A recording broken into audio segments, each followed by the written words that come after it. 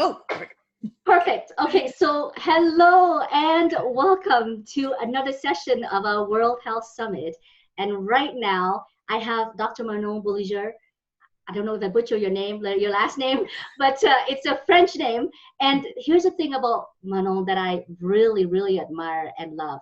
And there's so much mystical or mysticism about Manon that it's almost like I feel like she has magic hands because I have seen Manon helped someone relieve their pain instantly from not being able to walk, like literally not able to walk.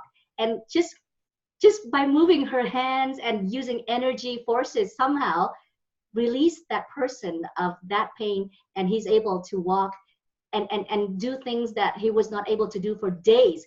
So I don't know how she does it, but that's why she's here today to share with us her secrets and also how we can help ourselves, because her talk is all about you are the authority on your own health. Dr. Manon, welcome to the show. It's so great to have you.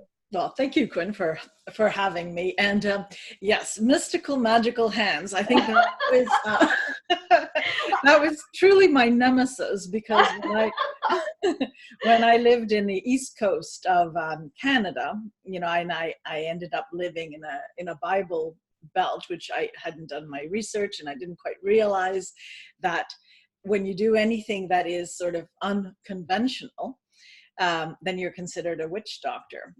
So mystical, magical may sound better than witch doctor, but yeah, the principle is well based in science, just so you know. It looks magical because when the person's ready to heal, and it doesn't take a lot for the body to receive a message and then shift, right? So that's the magic of it. We're in a society, we're so trained to work hard and efforting everything, when in fact healing is actually quite simple.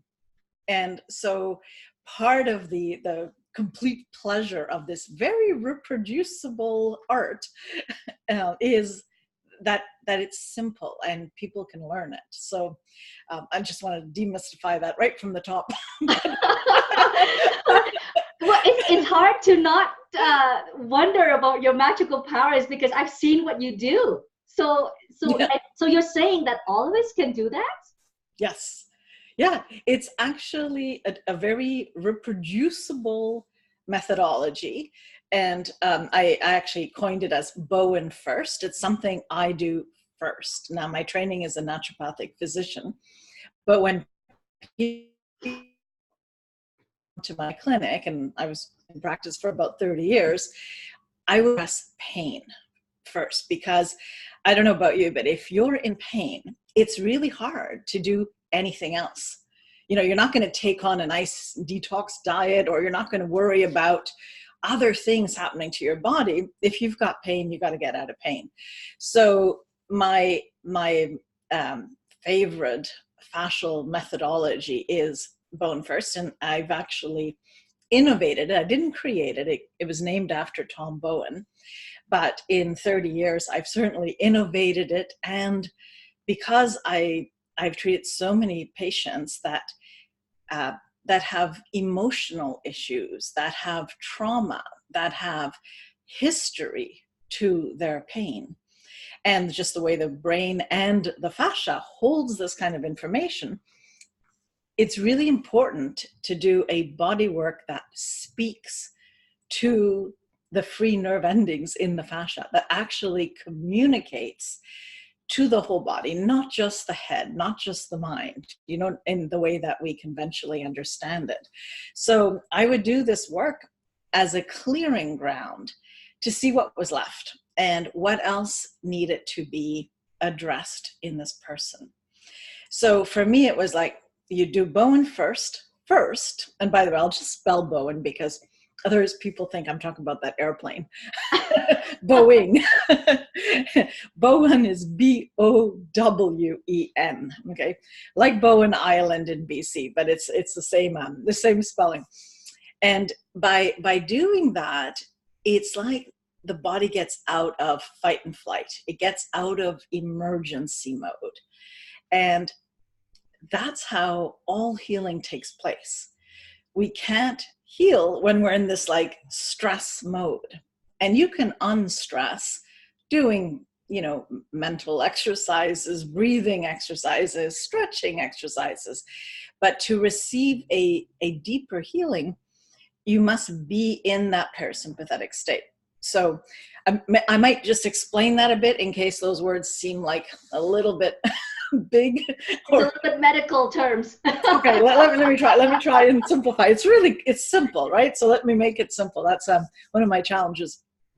So we have the autonomic nervous system has two functions. It's either sympathetic mode, which is the fight, flight, or freeze, right? So it's like an emergency mode, and we need that mode, right? We have to have that. It's part of our good health. The issue, and I think this is told now so many times, is that we live in that state longer than we need to. We're not using it as an emergency.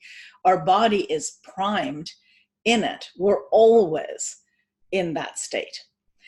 And with the research on trauma, the state remains in us if we have pain or if we have memory, even subconscious memory in ourselves of something that triggered that fight or flight response. So a new trigger, even if it's innocuous, if it's like something stupid, will trigger that initial response. And so we're living in that state, and people who have experienced trauma or PTSD or suffering from anxiety or any of these states are more in that state than parasympathetic. So parasympathetic is the state of rest, digest, repair. That's how we heal. And, they've done all these electrode testing, all over the body. And they know that bone growth, for example, happens in parasympathetic state.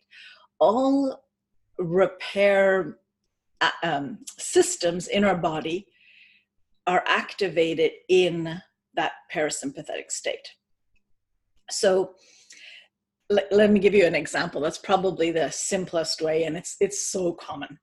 So somebody comes in with a whiplash, right? And they've had a whiplash, which is structural. They had usually a car accident. Their head, moved back and forward, and the muscles are all, affected. Well, they've gone to the typical thing. They've gone to their doctor. Also, they've gone to physiotherapists. They may have done, types of massage, but their body is still in fight or flight. The trauma of the impact was never addressed, right? So when I usually see them, which is usually kind of last recourse, or, okay, I guess I'll try this. This is weird. She's doing nothing, just the way you described it so well. It's just the hands. It's the hands. Yeah, it's like, what on earth? And, they reluctantly lie on the table, but they're desperate at this stage, And then I do, what you describe as my magic, but it's a very light, non-invasive, gentle, orchestrated sort of touch, because there's, it follows meridian lines and fascial lines, and there's, more to it on that level. But for all intensive purpose, it looks like I'm doing nothing. And then I step out and let the body receive that information and process it, like for 2 minutes at a time, sometimes more. So, again, if you don't know this, you're thinking, what on earth have I just, committed to here, right? Anyway, but as we're doing this treatment, which the initial one I call reboot, literally rebooting your body, you go into this parasympathetic state. And so what happens when you're in parasympathetic, you start drooling, you start a little bit snoring or sleeping a little bit, your stomach starts making, noises like digestion, right? So you're definitely going deep into a very physically relaxed state. And then as we're inputting this information, it's like it captures, there's probably another way of saying this, but like we have this pool of memory in our body, in our fascia, that is a collection of the emotions that we had at the time of injury and the fight and flight response, the autonomic nervous system response, plus the pain and the pain signals. So what happens is that we trigger that pool of memory to now get a new version of reality. The new version is, I'm safe. And they stay in that state while we release all the fascial tissues that are, in a sense, blocking their own body's innate healing capacity. And that's how suddenly and very quickly, typically, the trauma is over and the pain disappears. So a case like whiplash, they may have gone 2 years to get, physical manual help because you feel like you want to touch it, right? But by doing this instead, which barely touches it, but works on that level, it's like they finally release the fright. If you talk to people who have had car accidents, it's not just the physical thing. It's the, oh my God, I nearly died, or somebody may have died, or whatever it is, whatever thoughts and feelings that come, but that autonomic nervous system response of fright is there. It's anchored in your body. And until you can release it, it's really difficult to heal. It's like going upstream. So that's, anyway, that's the short version.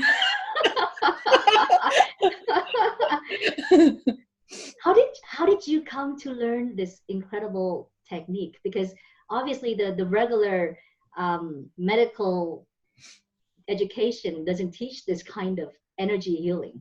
Yeah, and I've got to say, energy, I've got to be careful with that, because a lot of boards, like where we have continuing education credits for, in nursing and chiropractic and massage therapy and naturopathic medicine. So a lot of these boards would not give credits for anything they thought was energy. Right? So I'm careful using that word. Now, on one level, we're all energy. Everything is energy. So our body is energy. Like, I don't disagree with the notion. But I want to say that it is also through a specific type of touch. So there is a training that elicits this response, through the fascia, through the Ruffini cells.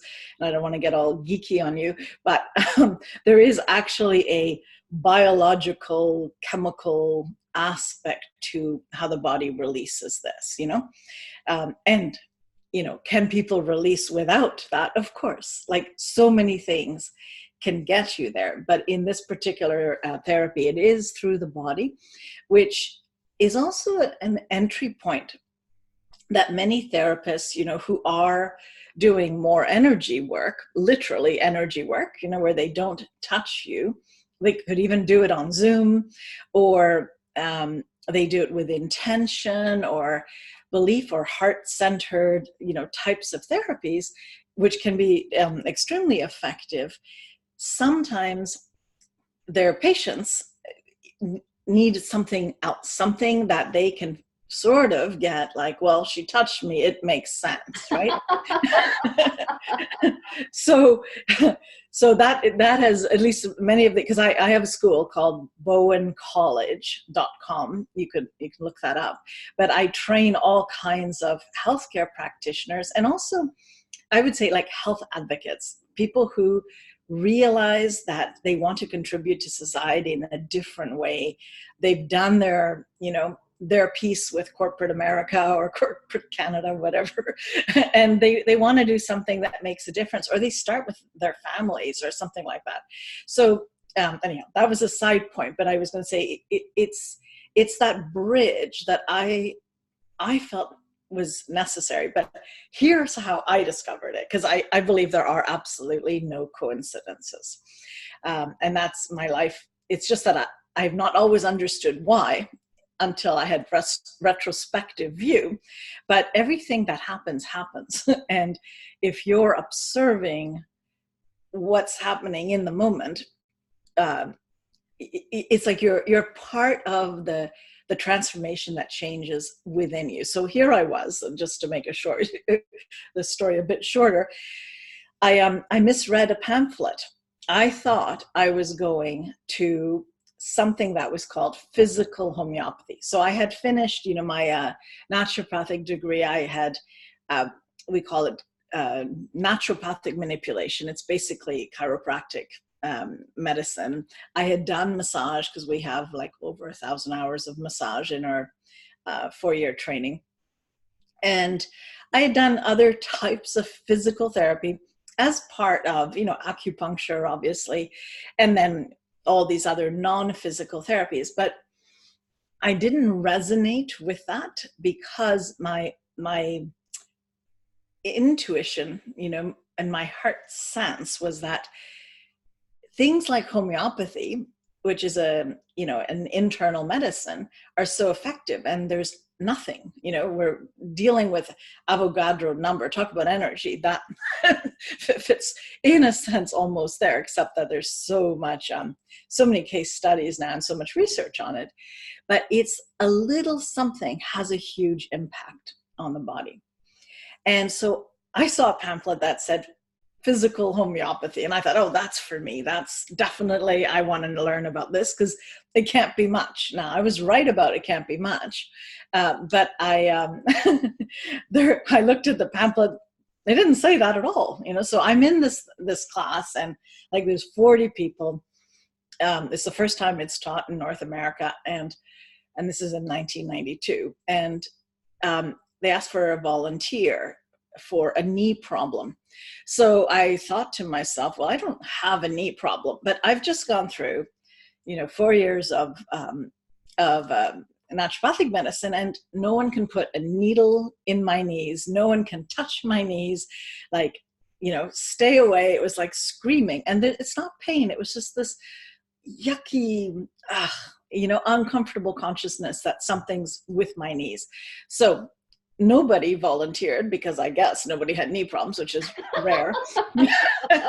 And so I said, me, and so within moments of the treatment, I literally found back in my blue room, in my crib. I was supposed to be a boy, and I'm like laying back, and I'm like screaming and shrieking in the voice of a 2-year-old. And so this is all happening literally within a minute of the treatment, right after I've been put into this parasympathetic state. And I realize in my mind's eye, I can't move. And my feet are strapped into these metal bar and 2 white shoes. So it was like a pronation therapy that they were using at the time. They were forcing the feet out because my feet were internally turned, right? So obviously I'm going, and this is all like a movie in my mind, right? Like the subconscious just coming out. And I realized that my frustration was I couldn't turn, right? I'm stuck in this. So I'm shrieking, and at that time, it's also Dr. Spock's time. So kids are really welcome to cry all they want. So I was doing good. And anyway, I had no memory of this, right? And then during this workshop, at that time, they didn't really know about the mind-body connection. They were still very functional physical. They were seeing what they taught as something that's really just body. And, still some of the people practicing, they just see it like it's the body and that's it. There's nothing else. But my experience of realizing that I had tapped into a completely unconscious memory because I had no recollection of it. And after about, I don't know, 2 hours of processing this, I phoned my mom, and I said, hey, do you have these little white shoes? Because I still wasn't sure if it's like, did I make this stuff up or what? And anyway, so she goes, oh yeah, I saved them for you, you cute little white shoes. And it's like, I have them actually now. I still have them. Anyway, and that confirmed everything to me, and it changed my practice fundamentally. It made me understand that even though I was trained that we can do natural solutions instead of drug solutions, and natural in some cases is better, it's less hard on your body, but there's so much more to it. The body has this unbelievable innate wisdom that it can heal, right? It knows how to, if you can tap into it. And so that was the beginning of like massive change. And then, even though they didn't understand it, and it's like, okay, fine, at least they didn't disturb me. But after that, I just went deep into researching this, understanding all that. There was very little out there at that time. And I moved to Nova Scotia, opened up my practice. And then again, no coincidence, what do I get? My patients may have a little bit of physical pain, but they're all incest survivors and they have trauma. And it's like, I'm thinking to myself, I'm a new grad, right? Like, gee, I don't know if I can help you with this, And I just thought, you know what? I'm just going to do it and trust that the body will do something with it, the same as it happened with me, except now I have the skills to support it. And then over 30 years, I've innovated it, I've, fine-tuned it and all of that. But that's really how it happened. It was like a wake-up call to a calling. And, healing sometimes can do that. Like, we're in a society where we just throw drugs at and big band-aids over our symptoms, when the experience of healing is something fabulous. It's exciting, it's rewarding, it's challenging, but all those things are good for us. It wakes us up. And I think, to me, that's what the pleasure and the sheer joy of doing this, and having, patients witness their own like new relationship to their body, their embodied body, their presence.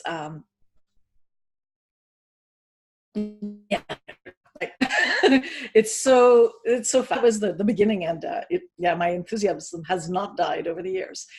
Okay, so before we go into the how, I just wanted you to close the loop for me. So what happened to the knee? So right. So close that loop for me, because I'm like, okay, so what happened?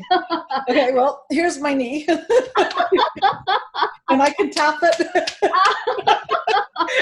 and I've got nothing, to it. It's like, it's interesting. After that, it's just like they became my knees again. Okay. And I realized, it was like a disassociation to my knees, like they were not really mine, right? They felt like weird and odd and separated from my body in a kind of way, And after that, they became my knees, and my knees didn't hurt. And you know what? This is one of those examples that is your own example, but definitely not the things that I've heard your stories, the sharings that you've helped your patients. So there's a lot more that magical stuff that happens with this technique. Can you give us some examples of how someone can learn how to do this and how they can heal themselves, or be healed by someone else who's not even a doctor? Because you are the teacher of this technique to many other either health professionals or even laymen who are moms and pops and who wants to heal their own family members, which is very interesting because, and of course this is not a career wise, but this is something you use. It's just a skill that you use for your own family, your loved ones, Mhm. right? So please Yeah. share with us the how. Okay, sure. Well, let me share the why first, because the Okay. why is actually even as important as the how. Okay.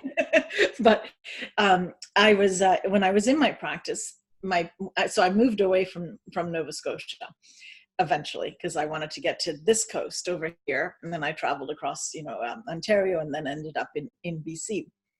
And my patient said, "Can you teach us how we can do this, for each other, just for the family?"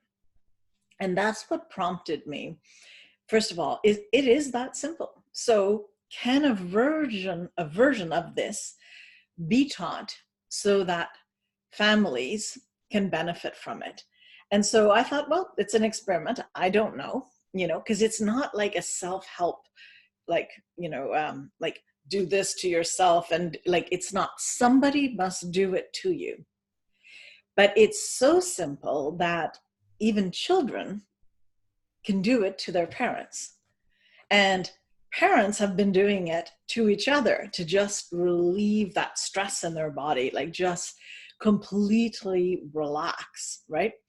And then, when you relax, then your own innate intelligence starts kicking in, right? So that's kind of what prompted me. And then it was an experiment, like, how many can actually do this? And I realized it's so doable. It can be done.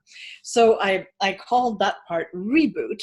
And the analogy of, now this is more answering your question, but how it works, and computer is a great analogy, especially for you, I think, given what you had to go through with this thing. But it's like, programs in our body are not actually necessarily broken. It's just they're not firing as they should. There's missing links, or things like that are not they're not optimally firing. So when you reboot a computer, right, you notice, and you do it because you got Word documents, spending tons of time thinking, and you've got, your Chrome browser seems to be unresponsive. And in fact, it tells you unresponsive. And it's like, okay, and I used to think I should just smash my computer. I knew better. I called my son instead. And and at that time he was studying computer science, and he just said, "Mom, you just power down and reboot." And so I'm a slow learner. 50 times later, I thought, okay, wait a minute here. I'm going to do that before I call him, because 95% of the time, that's all that was needed. I just needed to reboot. And that's what I decided to call this program. And it's an online home study, home care kit that teaches people how to reboot their bodies. So it's not everything that, if you become a practitioner, you would know. Of course not. But it's so essential to taking charge of your health, looking after your kids. It's an option, or your aging parents, because many of us are in that sandwich generation where it goes both sides, right?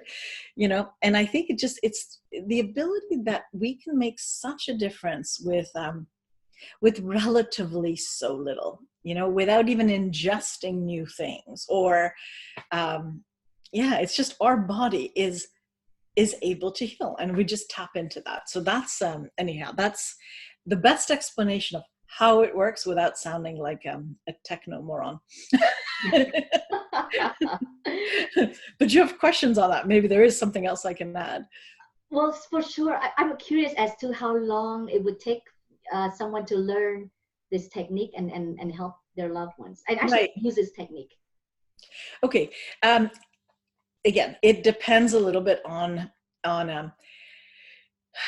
your comfort in touching a body. Now, if it's your kids, most parents will rub their legs and, feel comfortable with another person, right? So, and this is for family use. It's not intended for, clinical practice, the reboot program.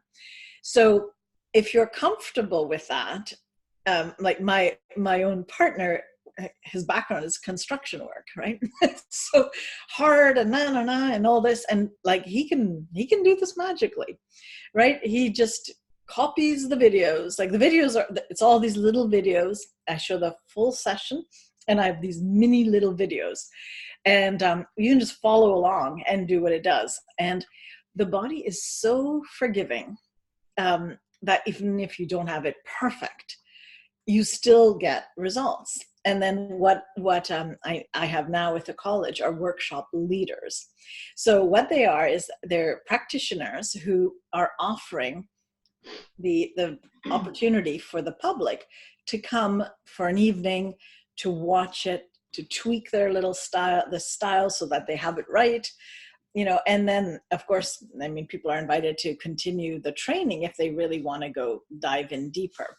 But there's no need just to help your family, so that's basically the program I have. And you can find out also more about it, obviously, on bowencollege.com. But I have a gift, because that's not, it's a gift, but it's not for free. This other one, the program. But I have a book called What Patients Don't Say If Doctors Don't Ask.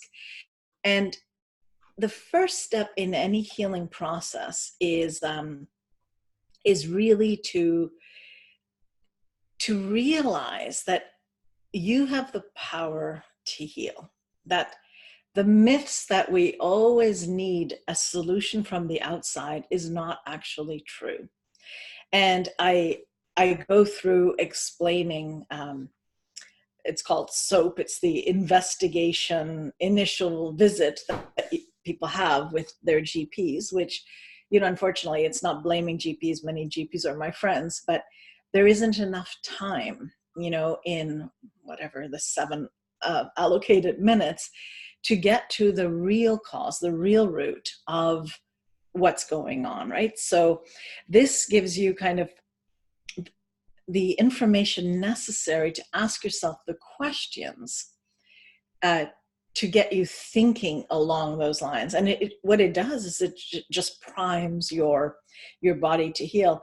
And I was going to say the URL to, if you want that, it's under BowenCollege.com. So again, I'll spell that BOWEN college.com, then /book, like a book, -free. And so with that, I've put that in the chat box as well for everyone to see. Perfect. Yeah, and so with that, you can get that information. I also have a new book, How to Listen to Your Body When It Speaks. And that's not out yet, but it'll come out in probably 3/4 of a year. So if you do get that download, I can put you on the list for the new book coming. That second book sounds really interesting too, because for me, one of the things that I've always doubted myself was I'm not intuitive, and I don't know when my body is telling me something. So I definitely need your book. Yeah. The second one, I mean. Well, intuition is really, it's a listening skill. It's the ability to listen, whether it's like through the heart, through breath, through stillness, through, presence, awareness, consciousness, but it's to listen for answers within. Because I don't know, there's not almost no exceptions I've ever come across. My patients know when it comes down to it, when given enough time to reflect and develop what's really going on, what is the cause that put, the forest on fire. We may have like symptoms, that's one thing, but it's like what triggered this whole cascade of reactions, and that patients know the answer most of the time. I can't say every time. Sometimes we have weird things we don't understand, and maybe we don't get to it all the time. I'm not saying don't do blood tests, I'm not saying don't use the system, but don't count on it to find your solutions or to find your problem. And that's a very different relationship to what's available. It's really introspection and respect. Like, take everything that's there. Don't just say a blanket no, or, oh, it's allopathy, oh, it's conventional, oh, it's drugs, I don't touch drugs. It's not like that. No. It's like, let's be wiser than the systems available to us, the Right. outside systems. Exactly. And here's one question that I would love to get your thoughts on. And it's about different people have different body types and energy types. And so how can they tap into their own natural body state and who they are naturally to actually use this technique or be treated by this technique? Will it work for anyone? Yeah, it works for, tiny kids and elderly. One of my oldest patients was just over 100, and she would come once a year because she said, I need a tune-up. She's so cute. Yeah, she took a taxi, from North Van and went to my office, which was in west side of Vancouver, and it's like, I'm here, darling. But I have had, kids with colic, right? Or sleep problems or all that. It's so easy to help them when they get out of parasympathetic, and I'm not saying don't look at food. I'm not saying that. Don't look at, like, if you're, sensitive or allergic to something and you keep shoving it in, that's not gonna do you any good. But the thing is, nobody cares until they care, and you can tell a person, well, maybe you're sensitive to dairy, maybe it's wheat, but it's like, get me out of pain first. Show me the healing potential I have within. And then when that changes, then they're open. They're like, okay, now what can I do to assist this so that I can be permanently in a better state, in an optimal state. And you don't even think that when you're in pain. You just want out, and so my idea is out without surgery, out without drugs, and out without like endless physical therapies that may not get to the root of the problem. Again, I don't have the only game in town. There are other therapies that are right for an individual, right? I mean, definitely, the patients I don't see who have received help from different therapies, right? So I'm not saying it's like, that's the only thing. Oh, I think our sound went, it's not the only thing, but if you don't know about it, go find out, because it may just be the thing you haven't tried, right? Right. Mm-hmm. And like you said, sometimes everyone has their own cup of tea, and sometimes this doesn't work because the medical world, the Western medicine and then the Eastern medicine, there's so many things that we should use in terms of make the best of it, right? So I mean, because I've seen your work and I've heard about the people, my friends who have been treated by you. That's why I totally feel that everyone should try something. I mean, try everything so that you can get out of the pain without having to go through surgeries. Because with surgeries or with all that kind of permanent cures, sometimes they don't work. Because I have friends who went through minor surgeries and they end up with being disabled from it. So I mean, the thing is, the fascia, which is possibly on the hit list for one of the most important organs in our body, which is completely unknown.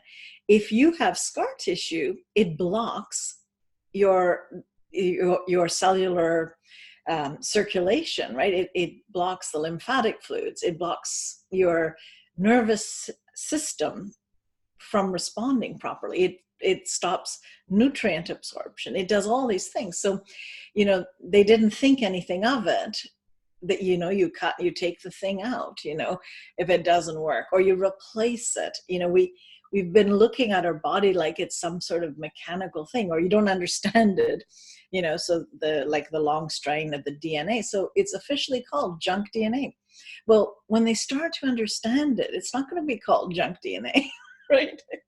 It's like we have this disrespect and this kind of almost contempt for the body as a thing, to be discarded. And it's something to be loved and adored and celebrated. And, like, that's the thing. If we could shift that, just that attitude, then we will find therapies that speak to us, that are aligned with our best interest, and you have to just open to that possibility.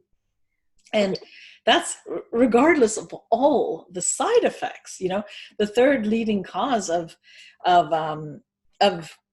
disease in that sense is iatrogenesis, which is drug-induced disease, right? So, imagine that. Like, even now, just recently, it was in I think it was in the Harvard Review. I can't remember. Just October 2019, so this year, they came up with a study showing that the use of corticosteroids might actually be causing more damage than good. Now, go figure. And that's the most common thing that people use, right? They figure, oh yeah, take away the inflammation, and then painkillers take away the pain, and then go act as if nothing was wrong. What about treating the actual problem? Getting to the root of it, So I think, we're at a time now where people are waking up. Yeah. And, if we don't work with our bodies, we're going to be, we'll be the cadavers they can experiment on. Right. Actually, can you please clarify what fascia means? I've heard that. Okay, so I don't understand what that means. No, fair enough. And it's really not that it's not out there as commonly yet, because it was only sort of discovered as a viable living organ, a living matrix. And if you think of it like bubble wrap, or saran wrap that covers from head to toe and around every single organ, muscle, the trillions of cells that we have, it's that sort of bubble wrap that gives Humpty Dumpty the shape. We think it's the muscles or the bones, right? But it's actually that saran wrap that gives it the biotensegrity that actually allows the body to take its shape, right? And, until very recently, as they would be removing they thought were unnecessary organs from our body, like tonsils or appendix or whatever, they would just scoop out the fascia, this bubble wrap, and discard it, because they didn't know that it is actually a living matrix. It actually has its own nervous system. It has free cells. It has the entire lymphatic system running through it. There's circulation. It is actually the organ responsible for all communication in the body.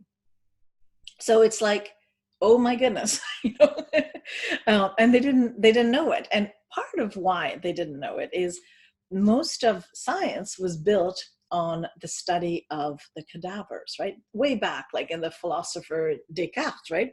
He separated the mind from the body. He made a deal with the church, basically.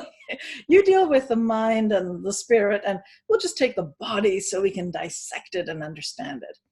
Well, a pile of dead flesh is very different than a live body and the functions that we see. So this matrix, this fascia, would just be flat, like nothing in a dead body, but it alive. And now we have the technology to understand that it must be there.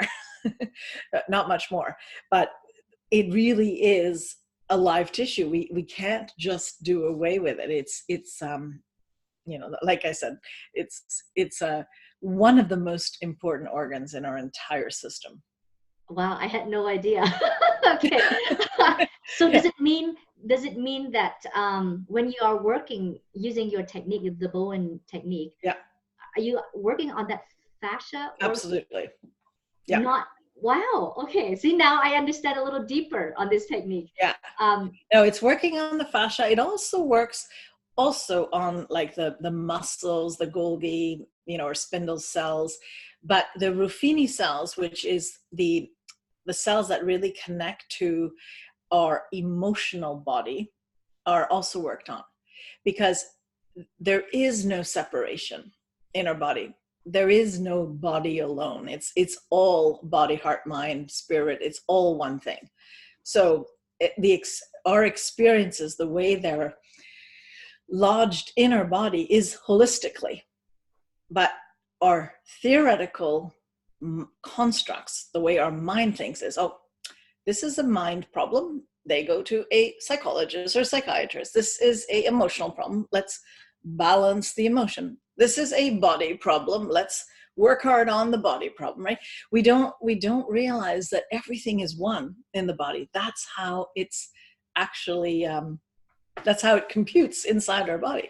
So the trick is finding a way to talk to it so that it can do exactly what it wants. And I believe Bowen First is definitely the way. And if people would research this more, we could advance this to a point where it would be even faster. Most people get better in 3 to 5 visits, many people in the one. But imagine if the energy went to healing the body rather than everything else. We have gold here, right? We need to acknowledge that and work with it. Okay, so I just wanted to open up the floor for questions from the audience. If you have any questions for Manon live, please go ahead and type in your questions in the chat box so we can see it. And while we wait for that, I do have one question for you while we wait for the audience. Because what fascinates me about your work, about you, about your life, everything, is the fact that it's so the work that you do is so, I would call it magical in a sense, because it's not the norm. It's not the regular prescription here, eat this or take this medicine or have this surgery. It's actually just letting our body heal itself with your assistance. Mm-hmm. In terms of the power to heal ourselves with for our body, is that a natural thing, or is that something we have to train our body to do? Okay, that's a great question. And I think we are programmed to heal. Our body is always in its best interest. Its defenses get stuck, right? It's like sometimes we need to assist it. It's not just like, okay, go heal thyself. I mean, some people can, but we need to prompt it or give it the right space or right environment or the right touch. But it's not a lot. It's already programmed to heal. The most important thing is not to suppress it or to interfere with it or sabotage it or allow it not to speak. Let it speak, and work with it. And I think that's the main shift in paradigm, that it's not east or west, it's in or out. We're looking for answers from outside or looking for answers from within, and again with prompting, but still, you still are an active participant. You're not a victim. It's not happening to you, as they say, it's happening for you, and I think if we looked at that, I mean, I had stage 4 cancer, right? Which healed naturally. The thing is, what I learned from that, it's huge. It's a part of everything I am and everything I do. And and my desire to share more. I mean, it's, healing is transformational, and we just don't give ourselves the opportunity to heal. We just think, oh gosh, that's inconvenient. Oh my God, why is my body doing this to me now? It's like a bit the way we talk to our computers. Why? And in the sense, it's like, I don't know, like you dealt with all this craziness really well, and that is how we should be minimally dealing with our body, right? It's like, it wasn't there to sabotage you. It was a learning curve. Okay, now you learned this and that. Now you adjust. Maybe next launch it will be during the holidays, right? Like maybe you'll work with the team because actually they're useful. Like it's again, it's like, it's honoring, really all of it, and not just closing down or having, it's got to be one thing. It's just seeing what is, and really appreciating what we have that helps us heal. And anyway, I have plenty more in my book, but I know. I mean, for me to actually get like dive deep with what you do will probably take days, maybe even more. But today, thank you so much for giving us an overview of this technique and how our body can heal itself, as long as we allow it to and let it. So before. Okay, so I don't see any questions from our audience. So before you take off for your holiday, can you wrap up and give us basically 1 or 2 tips on how to let our body heal itself naturally, and how to let our body basically take care of ourselves without us having to resort to drugs or surgeries without having to. That's the point. Mm-hmm. Yeah, I mean, I think probably the first thing is to love your body. It sounds insane, but it's because it's, again, all simple things sound, simple. But first, always work with your body. Ask your body what's going on. Take a moment, go for a walk in nature, have a tea or a glass of water, and just when things are wrong or feeling wrong and your body's speaking, ask it. Say, talk to me. Tell me what's going on, because that discourse that comes from your wiser self, it's there. And it's just that we're not accustomed to hear it anymore. We're not accustomed to listen for it. But we have flashes of incredible insight that we just disregard. And if we listen to the flashes and then sit with them, it doesn't mean go act on every single thing, but just, like I've done, I've asked, my patients, what is it about your, I put the question, just trying to remember exactly, but it's something like, most people find that the illness or the problem itself comes after something that they could change, do, or deal with. In other words, it could be a relationship that needs addressing. It could be the relationship to yourself. It could be that you're pushing too hard, that you're not listening to, what you should be doing, or should, I put that under quotes, but, that you could be doing in your life. It's like you're causing chaos inside you because you're not comfortable, but you don't know why.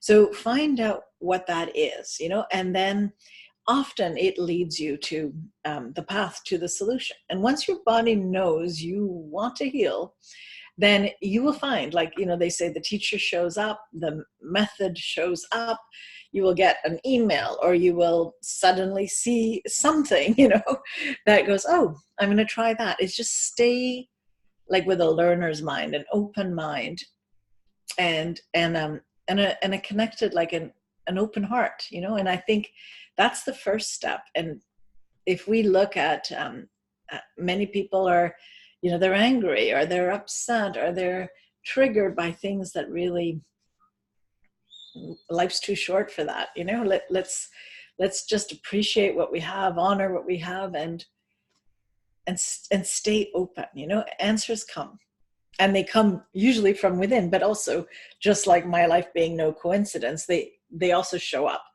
You need to notice it, right? You need to see that, because if you don't pay attention, that would have just passed by, right? So that's being in that awareness state, I think, is the is probably the key to start this whole process. Well, I can't wait to read your second book that's coming out, because I definitely need that book. And remember, in the chat box is your gift from Manon, the book about what to ask your doctor. Thank you so much, Manon, for being on this show. And I always love interviewing you, and it's always magical to see you work. I wish I could understand it and use that heal. And you know what? I'm totally interested in learning that, because I didn't know that it was possible for anyone to just learn this technique and heal their own. Yeah, I mean, the home care kit is available online, like literally when you go to bowencollege.com. Perfect. And it's, you know, it's an investment of whatever, $4.97. Tons of information, just tons, you know. So yeah, I mean, it's a gift to yourself. That's for sure. Yeah, but just be clear, it's not, you can't do it to yourself. It's doing it with somebody, to your kids, to your parents, to your partner. Right, which is very interesting, this technique. You cannot heal yourself with it. You gotta heal someone else, or make someone else heal you. Yeah, and isn't that part of it? In a sense, is that connection, you know, in part of it. When you're ready, you got to bring yourself there. But totally.